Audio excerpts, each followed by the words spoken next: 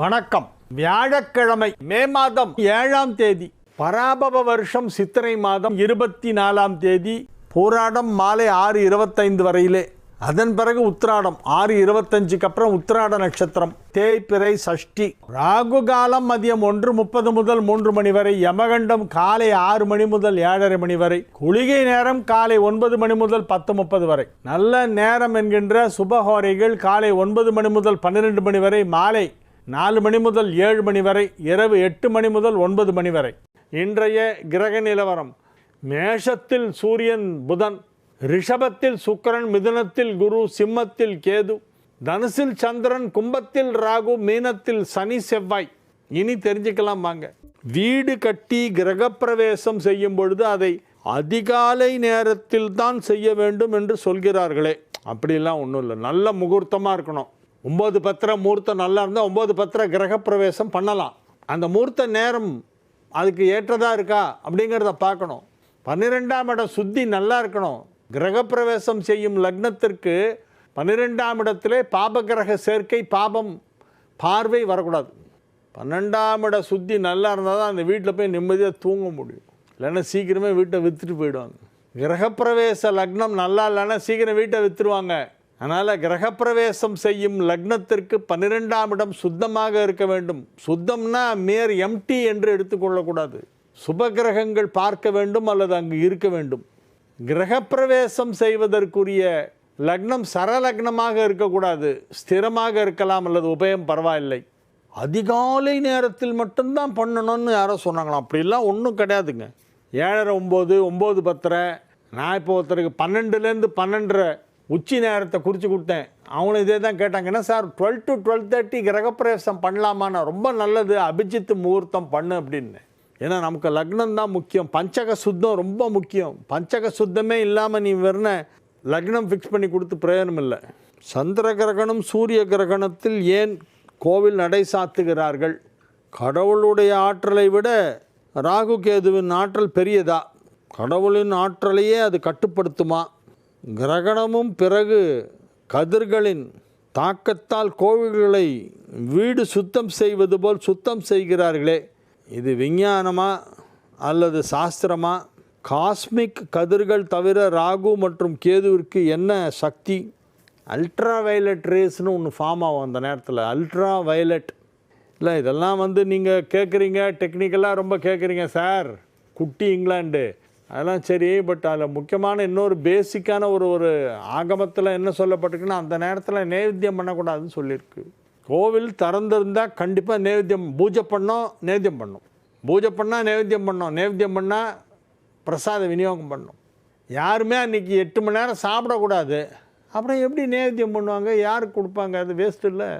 அன்றைக்கி மனுஷங்க யாருமே சாப்பிட மாட்டாங்க. அப்போ எப்படி அதை விநியோகம் பண்ணுறது? அந்த பிரசாதம் பண்ண அந்த சாப்பிடக்கூடிய பொருட்களை எல்லாம் எப்படி விநியோகம் செய்வது? எப்படி அதை காலி பண்ணுறது? அதனால் பிரசாதமே போட மாட்டாங்க. கிரகணத்தன்னைக்கு பார்த்திங்கன்னா அந்த சமையல் செய்யறதுக்குன்னு ஒரு பகுதி இருக்கும். மடப்பள்ளின்னு பேர், திருமடப்பள்ளின்னு பேர். கோவிலில் உள்ள கிச்சனை திருமடப்பள்ளிம்பாங்க. அந்த திருமடப்பள்ளி அன்றைக்கி தான் தேய்ச்சி அலம்பி விட்டு க்ளீன் பண்ணிகிட்டு இருப்பாங்க. நிறைய தண்ணியெல்லாம் டியூப் வச்சு ஊற்றுவாங்க. ஏன்னா மற்ற நேரத்தில் எப்போதும் அடுப்பு எரிஞ்சிக்கிட்டே இருக்கும். அன்றைக்கி ஒரு நாள் தான் அவங்களுக்கு ரெஸ்ட்டு. அதனால் க்ளீன் பண்ணுற வேலையில் இறங்கிடுவாங்க. திருமடப்பள்ளியெல்லாம் கிரகணத்தன்னைக்கு தான் க்ளீன் பண்ணி விட்டுட்ருப்பாங்க. அதனால் குத்தி இங்கிலாண்டு என்ன கேட்குறாருன்னா, கிரகணம் கடவுளை விட பவர்ஃபுல்லாக, கடவுளே பாதிக்குமான? கடவுளை பாதிக்காது. கடவுள் கோயிலை திறந்து வச்சா பூஜை பண்ணோம், பூஜை பண்ணால் நைவேத்தியம் பண்ணோம், நைவேத்தியம் பண்ணால் யாருக்காக கொடுக்கணும், கொடுத்தா அவங்க சாப்பிட்ணும். அதை அவாய்ட் பண்ணுறதுக்காக கோயிலே மூடிடுறாங்க.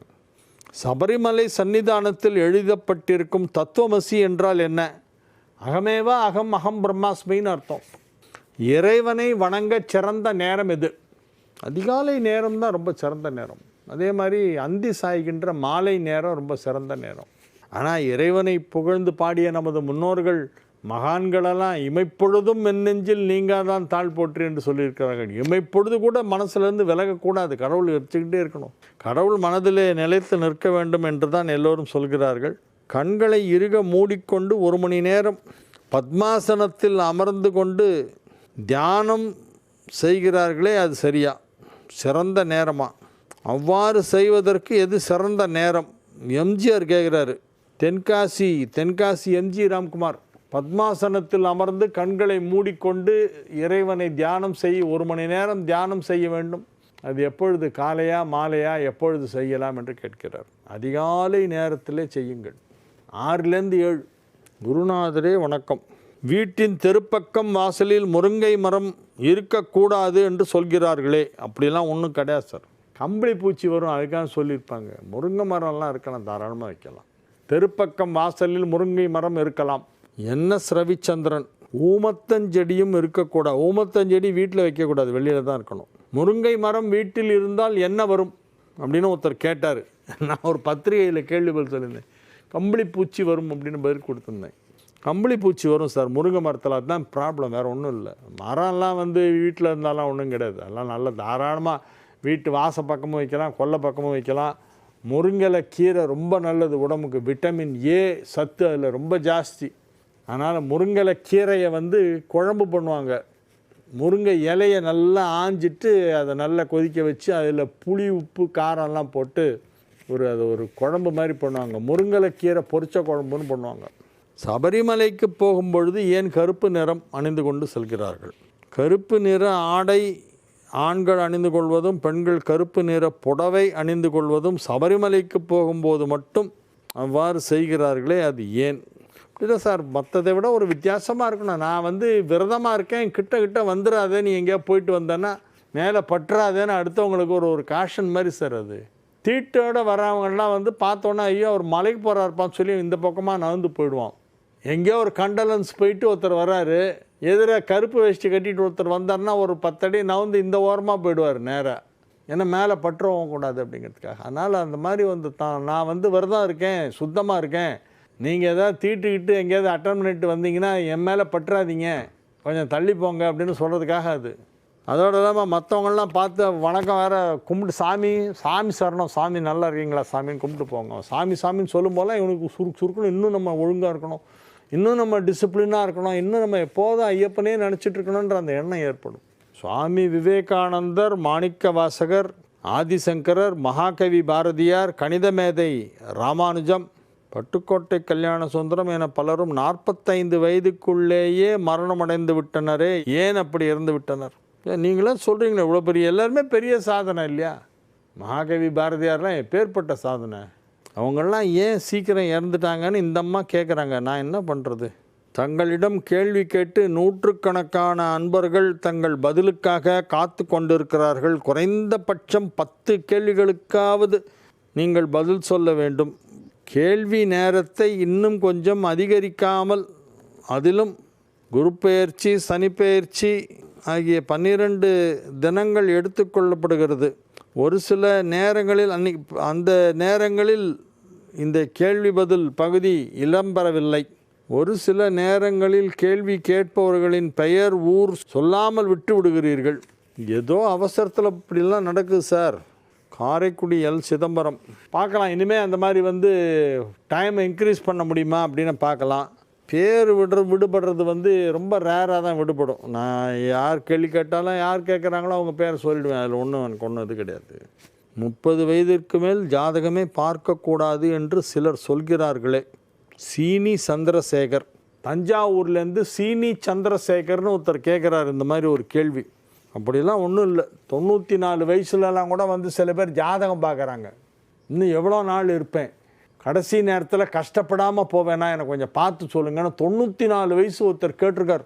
திருவாரூர் துர்காலயா சாலை காமாட்சியம்மன் கோவிலில் விஸ்வகர்மா காயத்ரி தேவி தனி சன்னதியில் உள்ளார்.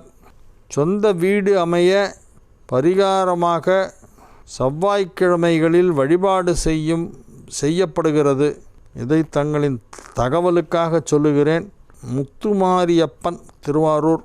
விஸ்வகர்மா காயத்ரி கோவில்னு இருக்கா?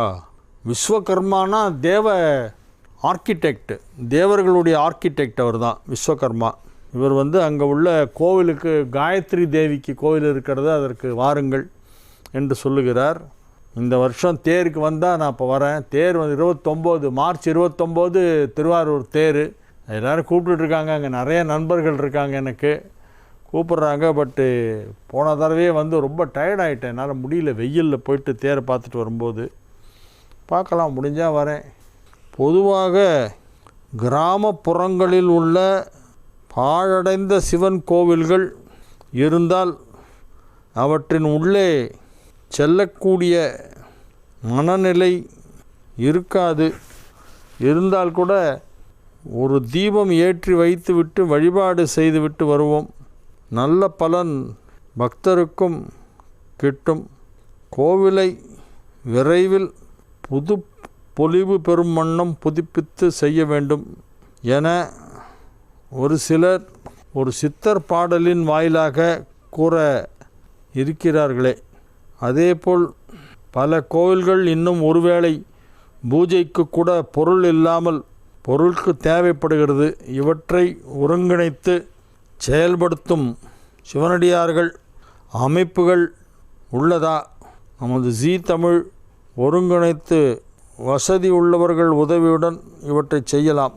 நீங்கள் சொல்கிற இந்த அம்மா ஆச்சி ராமாபுரம் லக்ஷ்மி வடுகநாதன் சொல்கிறாங்க, நிறைய ஊரில் அங்கங்கே கோவில்லாம் வந்து சிதிலம் அடைஞ்சிருக்கு, உள்ள வழக்கேற்றுறதுக்கு கூட வழி இல்லை, பூஜை பண்ணுறதுக்கு வழி இல்லை, யாரும் போகிறதே இல்லை. பாதி இடிஞ்ச நிலையில் கூட சில கோயில்கள்லாம் இருக்குது, சிதிலம் அடைந்து இருக்கிறது, கேட்பாரற்று கிடக்கிறது, பூஜை நடைபெறாமல் இருக்கிறது.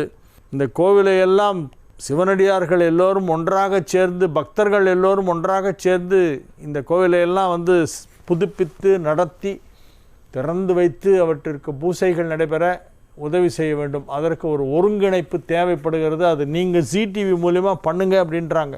ஒரு வேண்டுகோள் வேணால் விடுக்கலாம். உங்களுக்கு தெரிஞ்ச உங்கள் பகுதியில் அப்படி ஏதாவது பழமையான கோவில் இருந்தால் அங்கே உள்ள பக்தர்களை நீங்கள் ஒரு 10-20 பேரை சேர்த்து ஒரு டீம் மாதிரி போட்டுக்கோங்க. உங்கள் பகுதியில் உள்ள கோவிலுக்கு தினசரி விளக்கு ஏற்ற வேண்டும். 2 வேளை விளக்கு ஏற்றணும். முதல்ல அதை மட்டும் பண்ணுங்கள். அதுக்கப்புறமா மற்ற பூஜைகள், இடிபாடுகளை சரி செய்வது, கோவிலை புனரமைத்து கட்டுவது, ரெனோவேஷன் பண்ணுறது, கும்பாபிஷேகம் பண்ணுறதெல்லாம் அப்புறம் இருக்கட்டும். முதல்ல விளக்கு போடணும் 2 வேளை. அதுக்கு ஏதாவது ஏற்பாடு பண்ணுங்கள். உங்கள் பகுதியில் அப்படி ஏதாவது பழமையான கோவில் கேட்பாரற்ற நிலையில் இருந்தால் அந்த கோவிலுக்கு உங்கள் பகுதியில் உள்ள இளைஞர்கள், ஆர்வலர்கள், பக்தர்கள், இந்த மாதிரி விஷயங்களில் பக்தி உள்ளவர்கள், நம்பிக்கை உள்ளவர்கள் ரொம்ப முக்கியம். அவங்களெல்லாம் வச்சு அந்த கோவிலை நீங்கள் வந்து டெய்லி மெயின்டைன் பண்ணுறதுக்கு ஏதாவது ஏற்பாடு பண்ணுங்கள். அந்தந்த ஏரியாவில் இருக்கிறவங்க தான் அதை பண்ண முடியுமே ஒழிய ஒரு தமிழ்நாட்டில் இருக்கிற ஒரு கிராமமாக போய் எங்கெங்கே அந்த மாதிரி கோவில் இருக்குங்கிறத பார்த்து பண்ணுறதுங்கிறது வந்து ஒரு சிங்கிள் பர்சனோ அல்லது ஒரு ஆர்கனைசேஷனாலேயோ கூட பண்ண முடியாது. நீங்களாக you should volunteer your self. நீங்களே முன் வந்து அதை செய்ய வேண்டும். அவ்வாறு செய்யுங்கள். ஆனால் நல்ல யோசனை, கண்டிப்பாக இது பண்ணணும். எவ்வளவோ பழைய கோயில்கள்லாம் இப்போ புதுப்பிக்கப்பட்டு திறந்து வைக்கப்பட்டு அதெல்லாம் வந்து திருப்பணிகள்லாம் நடந்து பழையபடி இப்போ அது உபயோகத்திற்கு வந்திருக்கின்றன. மேஷ ராசிக்கு இது ஒரு நல்ல நாள். 9ஆம் இடமான தனுசிலே சந்திரன் அமர்ந்து கொண்டு குருவால் பார்க்கப்படுகிறது. குருவின் வீட்டில் சந்திரன், குரு பார்வையில் சந்திரன், குருவிற்கு எதிரே சந்திரன், குருவும் சந்திரனும் எதிரெதிரே ஒன்றை ஒன்று பார்த்து கொள்ளுகின்ற நல்ல கிரக அமைப்பு. மிதுனத்தில் குரு, தனுசில் சந்திரன். எனவே இது மிக சிறப்பான நல்ல நாள். மேஷ ராசிக்கு ஒரு யோகமான நாள், நல்ல அதிர்ஷ்டமான நாள். நல்லா இருக்குது இன்னைக்கு. வியாபாரம் சிறப்பாக நடைபெறும். பொருளாதாரத்தில் நல்ல வளர்ச்சி ஏற்படும். பணம் கொடுக்கல் வாங்கல் சீராக நடைபெற்று கொண்டிருக்கும். திருமண வயதில் உள்ள மேஷ ராசி ஆண்கள், பெண்கள் யாராக இருந்தாலும் திருமண வயதில் இருந்தால் இப்பொழுது திருமணம் முடிவு செய்யப்படும். திருமணத்திற்கான முயற்சியை முடுக்கி விடுங்கள், துரிதப்படுத்துங்கள். விரைவில் உங்கள் திருமணம் நிச்சயமாகும். திருமண தேதி பார்க்க என்னிடம் வாருங்கள். எப்போ வேணாலும் ஆன்லைனில் அனுப்பலாம். 24/7. திருமணத்திற்கு முகூர்த்தம் வேண்டும் என்று கேளுங்கள், நாங்கள் கொடுக்குறோம். இப்பொழுது திருமணம் நடைபெறப் போகிறது. எனவே அதற்கு நீங்கள் செய்ய வேண்டிய முன்னேற்பாடுகளை எல்லாம் செய்ய வேண்டும். மகிழ்ச்சியான ஒரு நல்ல நேரத்திலே நாம் இருந்து கொண்டு இருக்கிறோம். வெற்றிகரமான ஒரு நல்ல நேரத்திலே உங்களுடைய ராசி இப்பொழுது இருக்கிறது. உங்கள் ராசி மேஷ ராசி இப்பொழுது மகிழ்ச்சியாக இருக்கிறது. மேஷத்திற்கு நல்ல அமைப்பு ஏற்பட்டு இருக்கிறது. நல்ல கிரக நிலவரம் ஏற்பட்டு இருக்கிறது.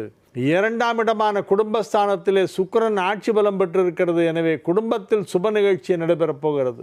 எனவே இது ஒரு நல்ல நாள். ரிஷப ராசிக்கு இன்றைய நாள் சந்திராஷ்டமம் இருக்கிறது. எனவே புதிய முயற்சிகளில் இறங்க வேண்டாம், அமைதியாக இருக்கணும். பிள்ளையாரை வேண்டிக்கிங்க, பிள்ளையாருக்கு தோப்பு கரணம் போடுங்க.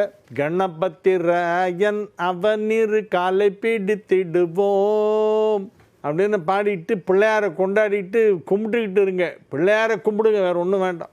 மிதுன ராசிக்கு இன்றைய நாள் நல்ல நாள். 7ஆம் இடமான தனுசிலே சந்திரன், ராசியிலே குரு. குரு ராசியில் 7 சந்திரன் அப்படியே பார்க்குது. ஸ்ட்ரெயிட்டாக குரு பகவான் சந்திரனை பார்க்கிறார். 2ஆம் வீட்டிற்கு அதிபதியை பார்க்கிறார். குடும்ப ஸ்தானாதிபதியை பார்க்கிறார்.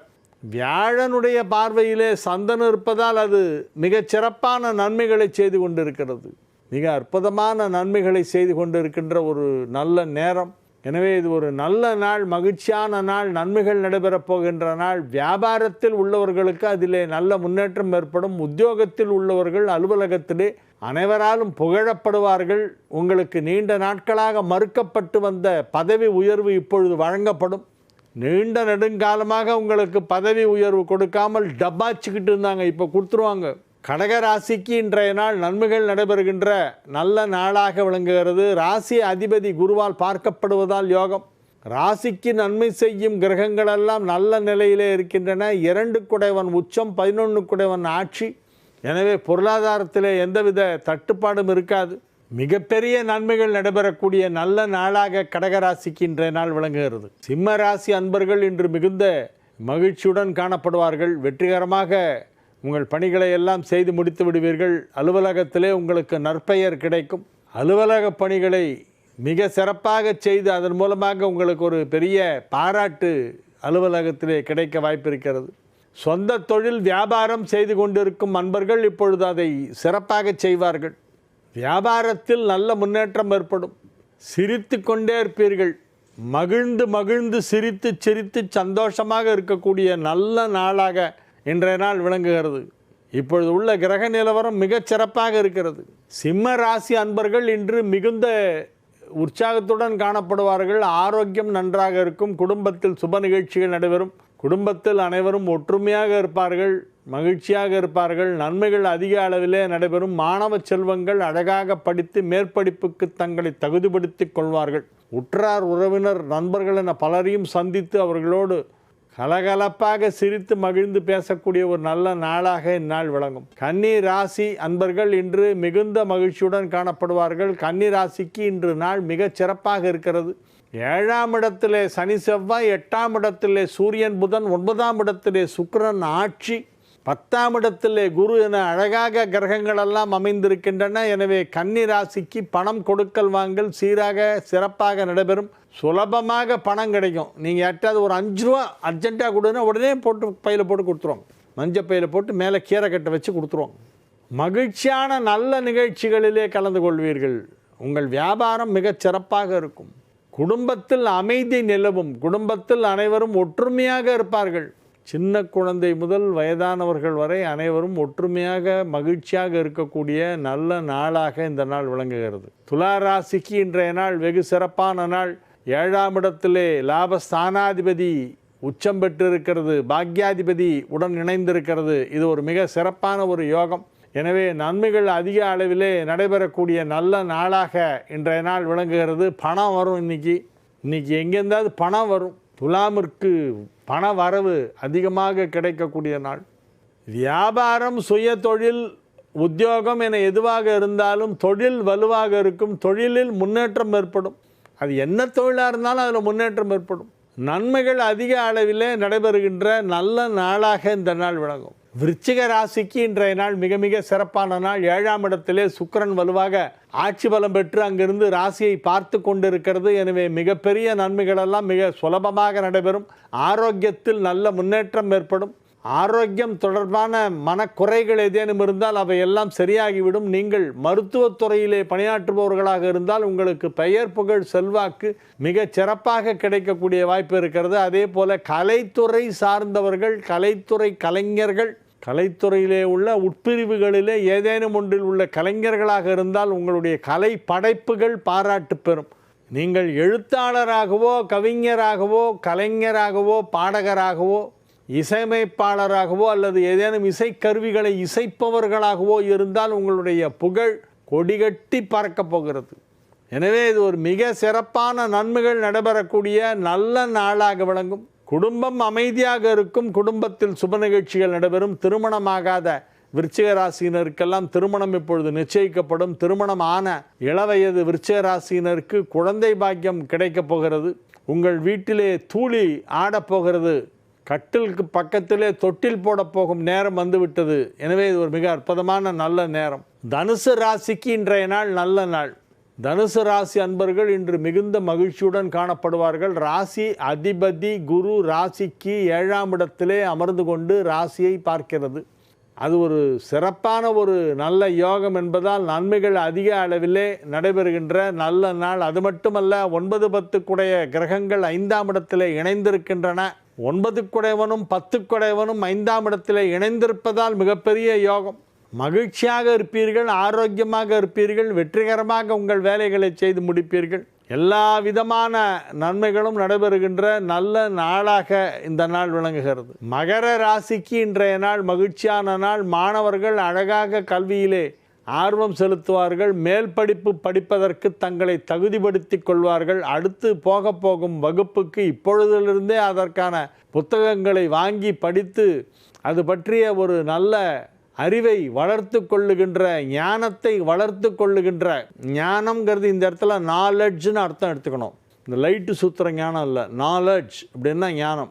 அதற்கான ஒரு ஞானத்தை வளர்த்து கொள்கின்ற ஒரு நேரமாக இது விளங்குகிறது. எனவே மகர ராசி மாணவ மாணவியர் வெகு சிறப்பாக கல்வியிலே கவனம் செலுத்துவார்கள். திருமண வயதில் உள்ள மகர ராசியினருக்கெல்லாம் மனதிற்கு பிடித்தாற்போல் மன வாழ்க்கை அமையப்போகும் நேரம் வந்துவிட்டது.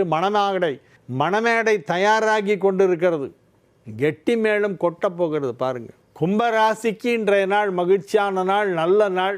புனித தலங்களுக்கு சென்று வரக்கூடிய வாய்ப்பு இப்பொழுது கிடைக்கும். புனித யாத்திரை மேற்கொள்வீர்கள்.